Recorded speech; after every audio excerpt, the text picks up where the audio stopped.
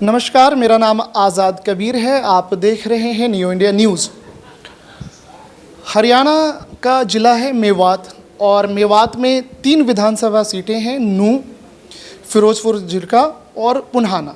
इस वक्त हमारी मौजूदगी नूंह विधानसभा में है और हम आपको बता दें कि यहाँ पर दशकों से कांग्रेस, इनेलो, ये 2 पार्टियां यहाँ पर रही हैं। कुछ लीडर्स यहाँ पे निर्दलीय इंडिपेंडेंट जीते हैं। तकरीबन 5 बार कांग्रेस ने यहाँ पर जीत दर्ज करी। इनेलो के विधायकों ने भी, नेताओं ने भी यहाँ पे अपनी जीत दर्ज की है इस विधानसभा क्षेत्र में। मुस्लिम बहुल इलाका है ये। लेकिन इस बार जो आपको इस 2024 के चुनाव में कुछ बदलाव आपको दिखेगा, बदलाव वो बहुत बड़ा बदलाव है, आपके सामने है। हम बात कर रहे हैं राबिया किदवई जी की।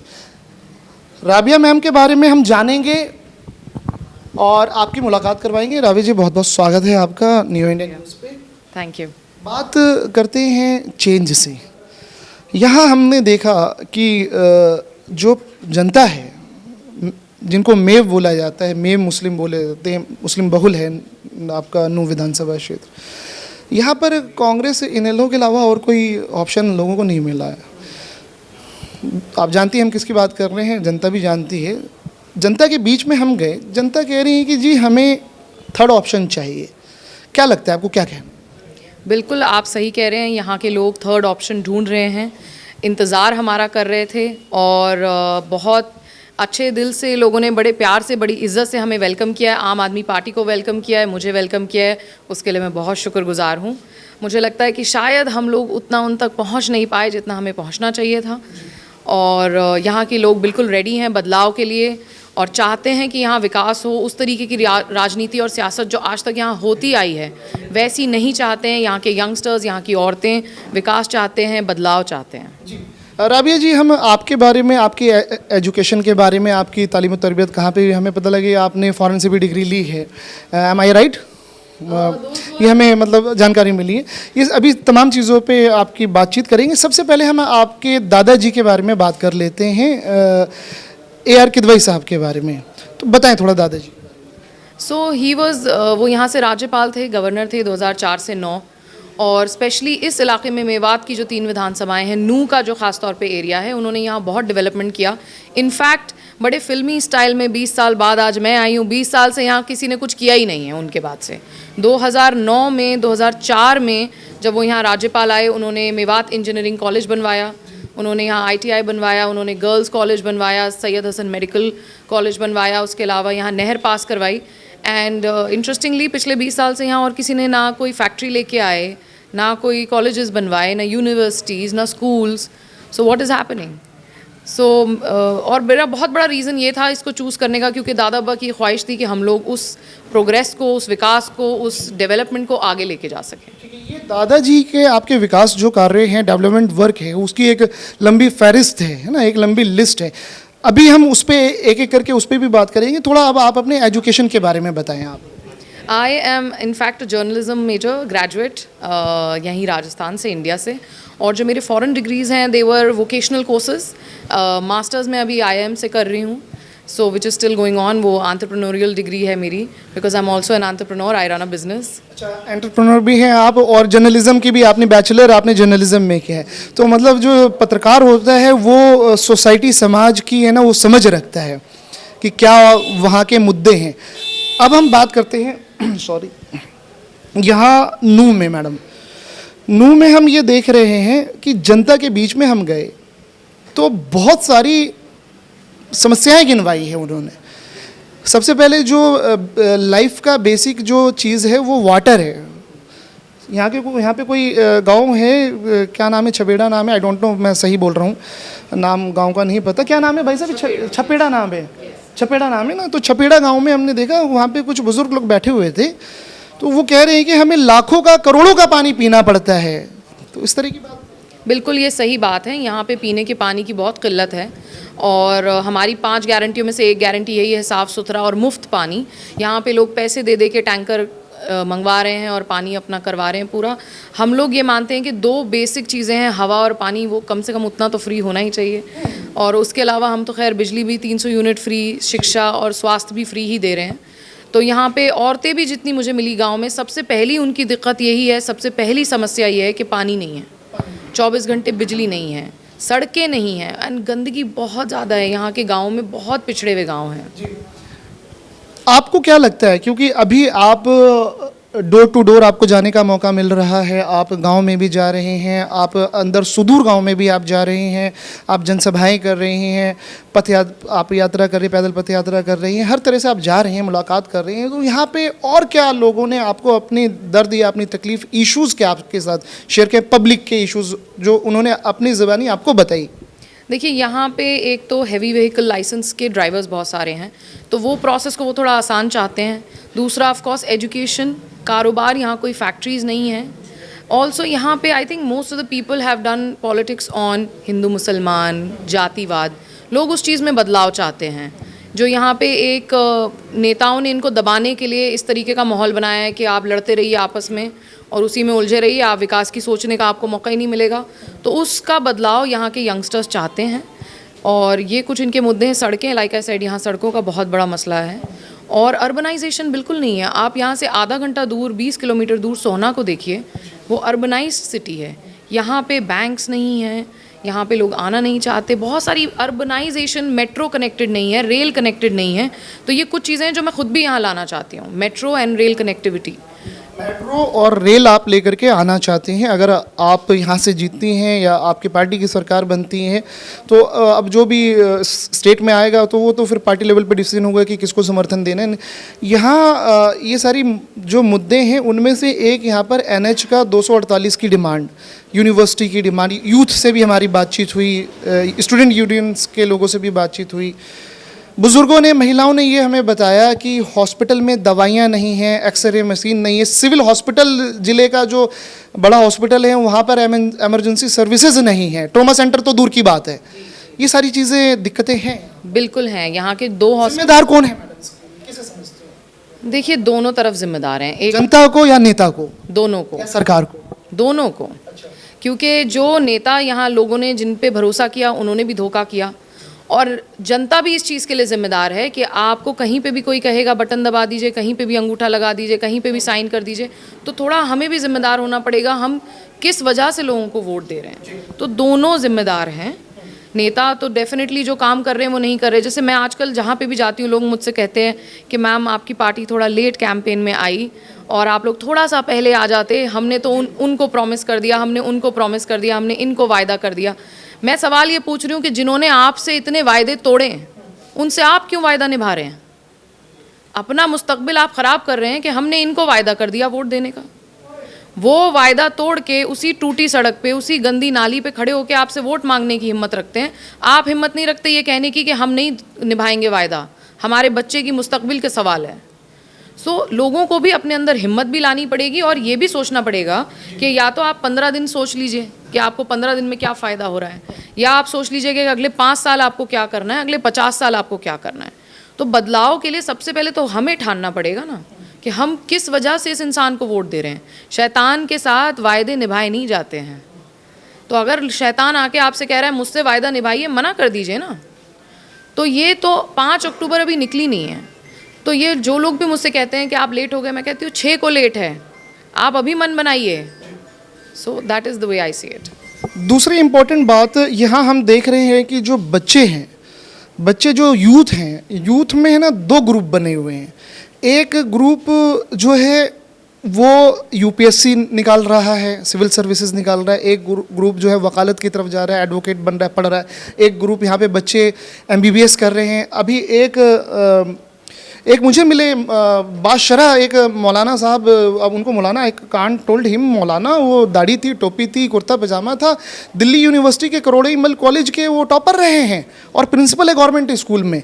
एक वो यूथ है, अभी मिले हैं, अभी जस्ट अभी हम आ रहे थे तो गाड़ी वगैरह चेक कर रहे थे तो कुछ चीज़ें उनसे बातचीत हुई, उन्होंने रोक लिया मीडिया देख करके, बोले कि आप हमारे साथ चलिए आइएगा। तो एक वो तबका है मैडम, और एक जो यूथ है, एक यूथ को बिल्कुल जाहिल बना करके रखा जा रहा है। उनसे क्राइम करवाए जा रहे हैं, उनसे सारे गलत काम करवाए जा रहे हैं, कौन जिम्मेदार है? अगेन मैं तो कहूँगी दोनों तरफ जिम्मेदार हैं। फ़र्ज़ हमारा एज अ कलेक्टिवली सोसाइटी बनता है। नेता तो देखिए, अगर वो नेता का पूरा घर परिवार सब कुछ उन्होंने अपना सेटल कर लिया आपके एक वोट से, तो आपको किसी दिन तो जागना पड़ेगा कि मेरे एक वोट की कीमत क्या है। जो दो यहाँ प्राइमरी नेता हैं, प्राइमरी परिवार हैं, आफ्ताब साहब और ताहिर साहब का, उनके खुद के बच्चे तो यहाँ पढ़ते नहीं, खुद वो यहाँ रहते नहीं, लेकिन वोट उन्हें यहाँ से चाहिए। तो पॉइंट यह है कि अगर इस तरीके का माहौल है तो आप लोगों को कभी तो जिम्मेदारी लेनी पड़ेगी। मेरी सोच हमेशा और हमारी पार्टी की सोच हमेशा ये रहती है कि हम दूसरों का इंतज़ार नहीं कर रहे हैं आप आके हमें बदलाव दें। हमने ये पार्टी आंदोलन से शुरू करी थी क्योंकि हम खुद खड़े हुए थे बदलाव के लिए। मैं यहाँ आज आई हूँ, बहुत चैलेंजेस हैं मेरे लिए, एक औरत होने के नाते भी और एक आम आदमी पार्टी का नुमाइंदा होने के नाते भी, लेकिन हम बदलाव की शुरुआत करने को लीडरशिप समझते हैं। तो मैं यहाँ के लोगों के लिए सबसे ज़्यादा यही चाहती हूँ कि बदलाव की शुरुआत ये लोग खुद करें।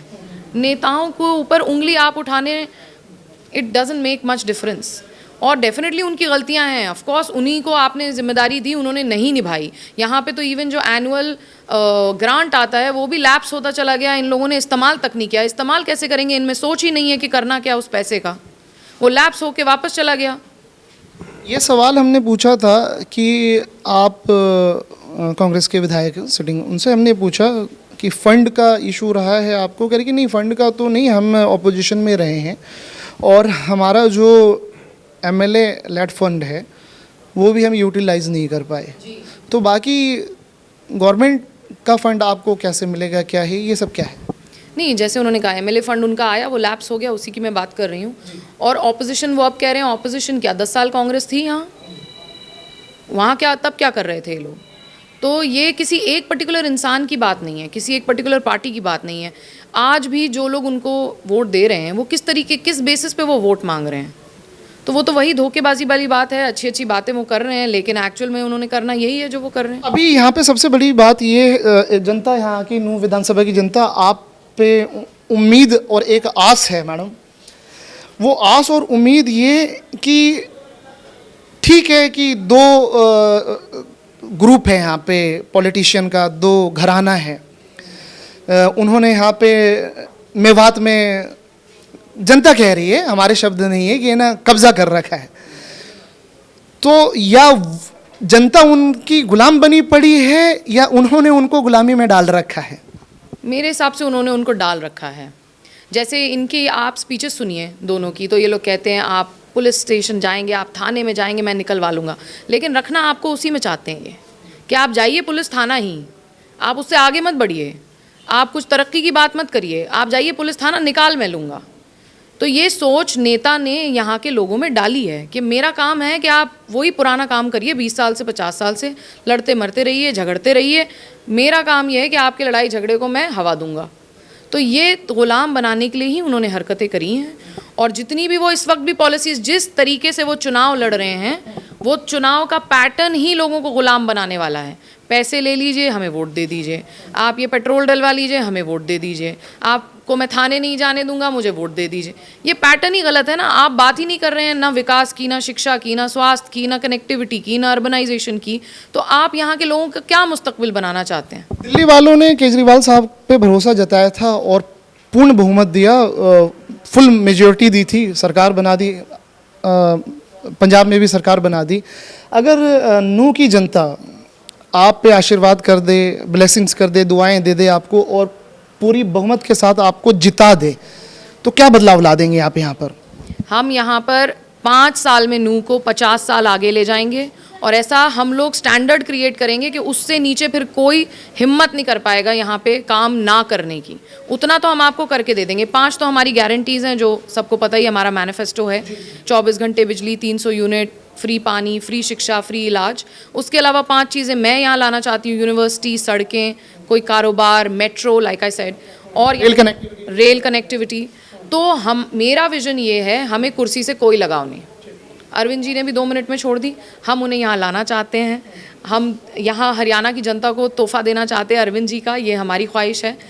और हम 5 साल में इतना काम आपको करके देंगे, अगर हमने काम नहीं किया तो हमें अगली बार वोट मत करिएगा। जैसे आज दिल्ली में लोग कहते हैं 300 यूनिट से नीचे तो हमसे बात ही मत करो, तो आज मजबूरी है कि कांग्रेस और बीजेपी को भी कहना पड़ रहा है। स्टैंडर्ड एक बेंचमार्क क्रिएट कर दिया है कि अब आपको है ना ये 200 दे रहे हैं तो आपको 250 300 पे बात करनी पड़े, नीचे नहीं आना पड़े। बिल्कुल, हमें फैसिलिटी चाहिए, सुविधा चाहिए। एक आखिर में एक अहम सवाल कि आपके लिए यानी राबिया किदवई के लिए जो नूह विधानसभा है वो फूलों वाला रास्ता नहीं है, वो कांटों वाला रास्ता है। चारों तरफ कांटे ही कांटे हैं, स्वागत में आपके कांटे बिछे हुए हैं। अब है राबिया के लिए, राबिया किदवई के लिए अग्नि परीक्षा। राबिया कांटों पे चल करके पैर की तलहटियों से अपने खून को पसीने को बहा करके जनता के दिलों में विश्वास हिम्मत जगा पाएगी कैसे? ये हिम्मत है? मतलब आप इस कांटे वाले रास्तों पे चलने के लिए तैयार है? Are you ready? How is josh? जोश मेरा बहुत हाई है। अगर मैं रेडी नहीं होती तो मैं यहाँ आती ही नहीं। और ये तो आने से पहले भी मुझे पता था कि बहुत चैलेंजेस हैं यहाँ पे।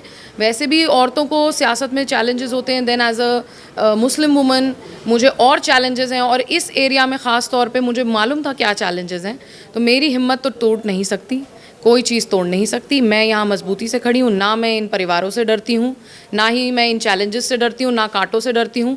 मैं अपने विजन में बिल्कुल क्लियर हूँ।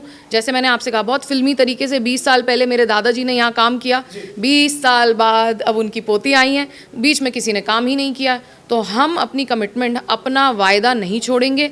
मेरा पूरा परिवार, बहुत लोग हैं मेरे परिवार से सियासत में, और हम लोग कभी भी पीछे नहीं हटते, हिम्मत नहीं हारते, हम छोड़ के नहीं जाते हैं, हम यहीं खड़े हैं। यानी कहने का मतलब ये है कि जो दादा की जो पोती है वो उस विरासत को, जो उन्होंने जो डेवलपमेंट वर्क किए हैं, उसको आप कंटिन्यू रखेंगे और आप नूह में नाम रोशन करेंगी, नूह की जनता का। बिल्कुल, ये आपका कमिटमेंट है। बिल्कुल। एक बात हम आपसे ये भी समझना चाहेंगे आखिर में, और जनता बोलती है कि कन्हैया कुमार पहले बेगूसराय से चुनाव लड़े थे।